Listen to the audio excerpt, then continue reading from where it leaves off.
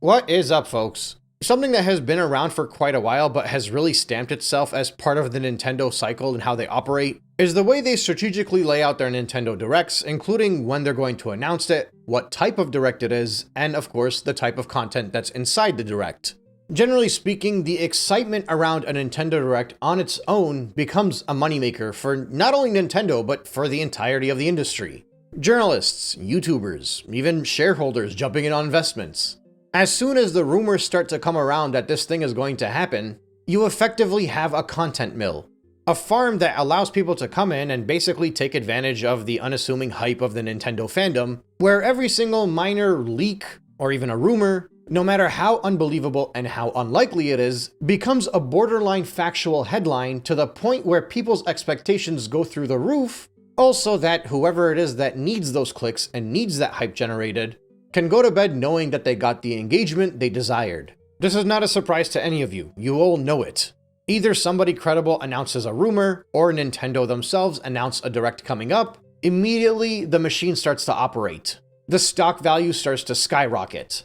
The view counts and the clicks and the rumors and the theories and the hypotheticals. It gets to a point where the expectations become so high that it's almost unreasonable to assume that Nintendo could even deliver on the amount of hype that they just built up for this event. In many ways, I feel that they launched the Nintendo Switch 2 in the same way that they would basically announce and deliver a Nintendo Direct. They spent 2 or 3 years hanging a carrot off the end of a stick in front of people, maybe even longer than that if you want to start from the rumors about the Switch Pro, causing hype and expectations and everything to just skyrocket through the roof, all so that they can release a very underwhelming console that is not worth the hype that's been built up to it in the past 2 or 3 years. And naturally, with all of the media and all of the mill and all of the discussions going around on this, it shouldn't be a surprise at all just how empty the console has felt ever since it launched and how people have felt about their purchase, wondering if it was even worth their money that they spent on it. Because most people expected to jump into the Switch 2, and after waiting so long and building up all of that hype, they thought they would have a lot more ready for the buyers.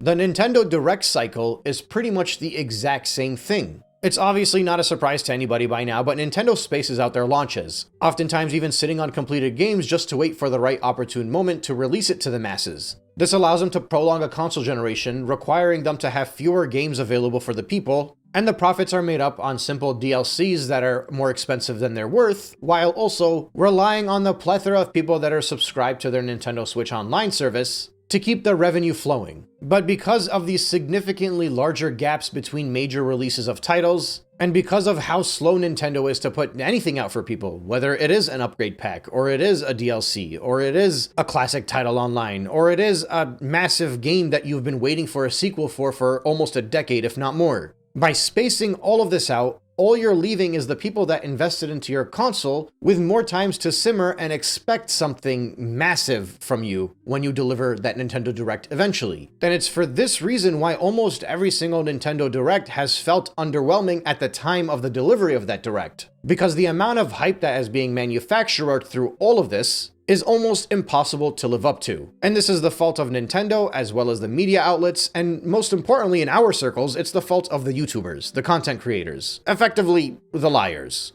If they're not liars, they're at least being somewhat dishonest adjacent.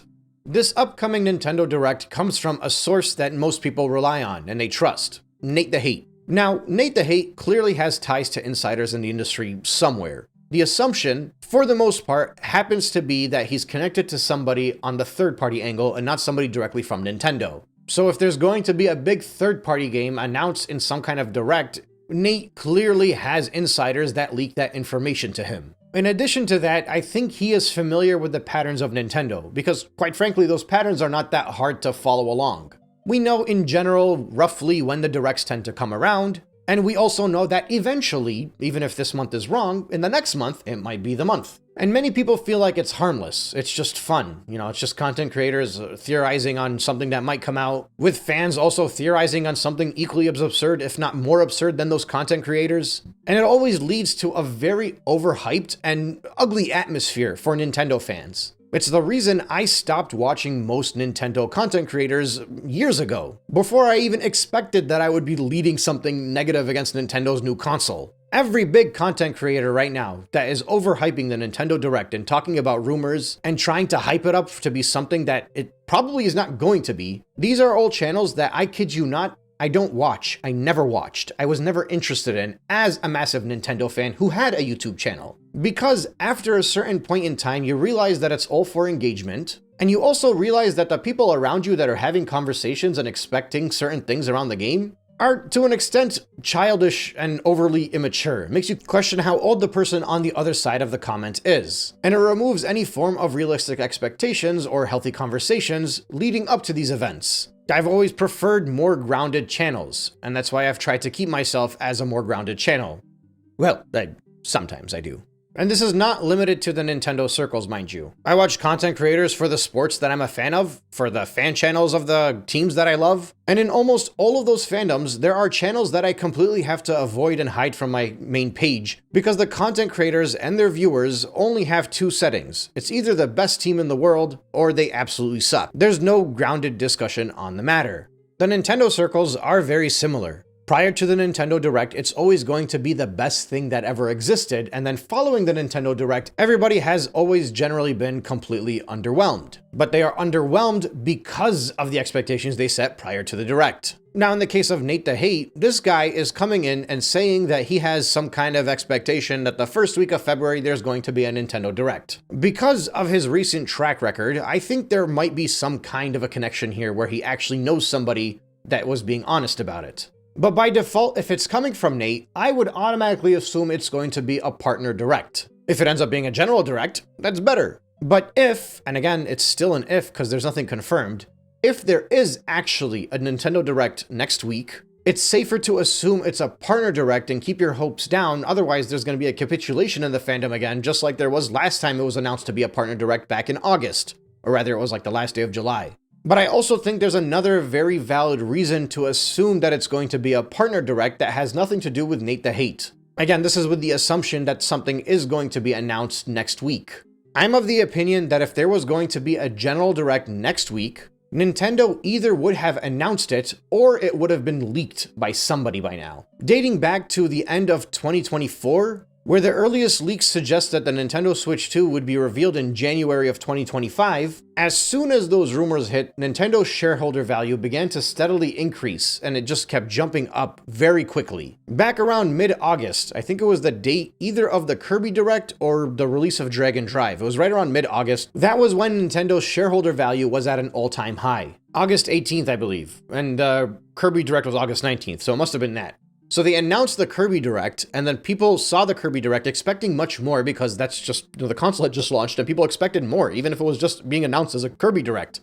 But the disappointment and the realization that the major Nintendo Direct that people were expecting at the time was not there yet after the console had launched, because remember, the hype had been generating since prior to the console launching, and everybody expected that in January, all of these same content creators right now that are talking about what they expect to come next week in the Direct, these same people were pushing Direct rumors through June, July, and August. But after the realization that August was going to be nothing more than a Kirby Direct, the shareholder value started to drop downwards and never recovered from that, effectively. It has not been to that high since. And the only reason it stopped and started going the other way again is because leaks started to come out that there would be another Direct in mid-September. And I believe it was Switchforce that got the leak. I don't know how it got to him, but he was the tool that was used. And then, of course, we all know how it went after that. Stock value started to go back up, and then it hit that September, and it has not been that high since the day of that Direct because of how disappointing it was. Again, the hype was too high for what the content was inside the Direct, so the shareholder value was significantly higher than it should have been, and Nintendo did not deliver to the expectations of not only the fandom, but to the investors themselves. When the stock value started to drop downwards, Nintendo needed to get that stock value back up prior to their next quarterly meeting. Because their next quarterly meeting was going to be on November 4th, and through the launch of Pokemon, and even after Pokemon launched, their shareholder value was still going downwards because there was such a backlash for how terrible Pokemon was. And of course, that's when there was a magical leak that came through to Bloomberg where they announced that Nintendo aims to make 25 million Switch 2s to set gaming history. And the value started to go back upwards, and it continued to rise to the point where it was at a fairly decent number for Nintendo in time for their shareholder meeting on November 4th, because it took 2 weeks of rising basically to get there. The reason I'm trying to highlight these examples is because prior to any Nintendo quarterly meeting, if there's an announcement that they can make to take advantage and set the expectations up, in turn increase the shareholder value prior to those meetings, they will do so. And genuinely, I believe if there was going to be a Nintendo Direct in the first week of February, then Nintendo would have either leaked it by now or something would have been announced that the big February Direct coming up was going to be a general Direct. Now let me make something very clear, and I have to reiterate this. I am not an insider, I don't know this stuff. These are just my assumptions based off of Nintendo's past practices. I could be entirely wrong, but just like with everything else that I do around here, I base it off of previous examples. And keeping a proper watchful eye over Nintendo's announcements and the way that they maneuver around the stock market over the past year, and even more than a year actually, it makes a lot more sense to me that this upcoming Direct is going to be announced as a partner Direct, because why would they waste that uphill spike for after the shareholder meeting? And on the other side of it, if it leaked right now that there was going to be a partner Direct in February, likewise, there would be an immense backlash against Nintendo. And investors would also lose their confidence because of this. The reality is, when it comes to Nintendo, most fans want a big announcement. And what the fans want tends to be echoed through the sentiments of the shareholders, because in the shareholders' minds, they have an even more simplistic view of Nintendo than we do. In their minds, they're like Smash Bros, 3D Mario, 3D Zelda, Mario Kart. When are those games being announced so that we can invest more in this company, because we know that's when this thing is going to take off? So if they hear it's going to be a third-party Direct in February, which means it could be anywhere between 2 to 6 months until there's actually a general Direct now, that announcement alone is going to be met with a backlash and a negative tone around Nintendo before the Direct even comes up. And when the Direct happens, and once again people are disappointed because they were hoping Nintendo would squeeze something first-party into there that would make people happy, it's going to see the same type of downwards trend that you saw after Directs that were not general Directs last year. My assumption is that Nintendo announces the general Direct next week as soon as the Tuesday quarterlies are done, where they're going to announce how they're the fastest shipped console in history because of the sell-in numbers being around, whatever, 15 to 17 million. And with that spike going upwards because the media is going to pick it up and it's going to be spread around and everyone's going to be investing more into Nintendo, that's when they're going to announce it's a partner Direct and it's going to come out tomorrow at 9 a.m. And then even if there's a backlash, it kind of like almost cancels out with the positive news of how much they shipped versus the fact that it's not going to be a general Direct. This is my guess, nothing more than that. This is just what I expect based off of seeing how Nintendo has been operating. Believe it or not, I would absolutely like to be wrong about this one. I want people that have a Nintendo console to enjoy it. I want Nintendo to release good games, because that's part of the issue. They want to rip people off for mid-tier stuff. At least if you're going to rip people off, get the goods out. The only thing Nintendo is good for is their phenomenal titles, but they're holding out on them. Now, in addition to everything that I stated, there are more reasons to assume that this will be a partner Direct. Nintendo spent the first quarter of the Switch 2's life with no major first-party game coming out except for Donkey Kong Bananza, and then waited until after September 31st to release any first-party titles, and they kind of flooded it with first-party titles all within those 3 months. Mario Galaxy, Pokemon, Kirby, Hyrule Warriors, Metroid. Obviously, they're all niche games, but they're first-party games. Except for Pokemon, obviously, it's a little bit less of a niche. And since they're first-party titles, they're going to be outperforming every single third-party on the console, and it's going to make it look like Nintendo is at the same story that it's been, which is what the shareholders don't want.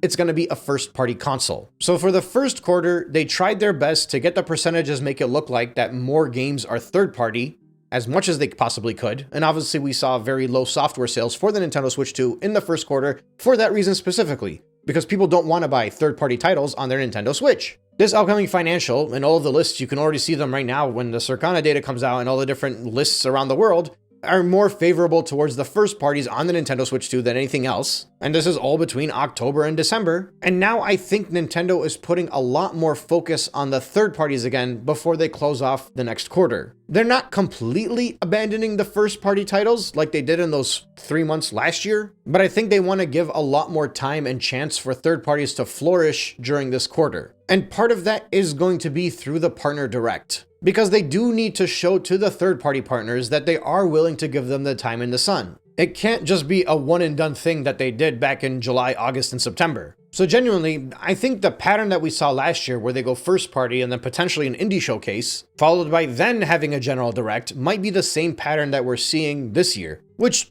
we saw how that went last year. People hated it. People were waiting for that direct and it took so long to get to it, and then Nintendo just didn't deliver on it. Again, just to reiterate one more time, these are just my opinions based off of the way that we see Nintendo operating. And in the same way that I could be wrong about this, every other person out there that's shoving all of these fake rumors and fake expectations down people's throats, all because Nate the Hate said that he thinks maybe one of his contacts suggested that there would be a first week of February direct. And even if you heard the way he said it, he sounded almost unsure of himself and almost like he was trying to tell people, hey, like, you know, keep your hopes down, it might not be general. The way he was delivering it means most people, if they already took his stuff with a grain of salt, they should take it with an even smaller, grainier piece of salt. But obviously that's not going to happen, right? Instead, what's going to happen is people are going to completely overhype this and they're going to expect so much more from Nintendo, and it just creates such a toxic environment. I will say, however, I think that right now, people have much lower expectations from what Nintendo can deliver for them